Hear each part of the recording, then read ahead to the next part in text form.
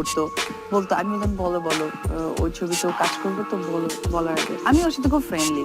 ও phone করে বলতো হ্যাঁ বেবি সোয়ার আপদ গড, আমি জাস্ট ভাবতে পারছি না আমি তোমাকে নিয়ে এত ভাবছি কেন।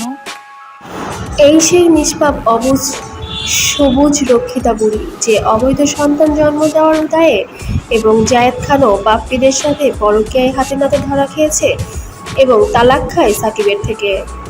এখন কথা হলো, বুবলি সাকিবের এখনো ডিভোর্স হয়নি, হয়তো একটু রাগ অভিমান হয়ে আছে, যেটা সংসার জীবনে সবারই হয়ে থাকে। কিন্তু তালাক খাওয়া রক্ষিতা মহিলা এখনো কেন বুবলির জামাই সাকিবের পিছু কুত্তার মতো ঘোরে, এটা আমরা কেউই বুঝতে পারি না। এটা কি পরকীয়া না? কোটি টাকার গাড়ি বাড়ির জন্য শাহ আলমের মতো এমন বৃদ্ধ মানুষটারও 6 বছর রক্ষিতা হয়েছিল ঢালিউড কুইন অপু বিশ্বাস। আসলে তাকে কেনই বা ঢালিউড কুইন উপাধি দেওয়া হয় আমি বুঝতেই পারি না।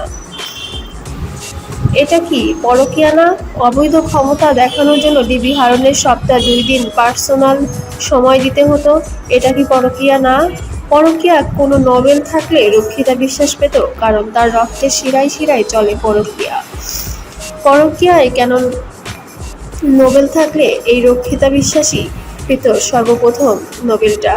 তারপর সাকিবের সাথে তালাক খাওয়ার পরও খোঁজ নেয় হারুন, শাহ আলমদের মতো সুগার ড্যাডির।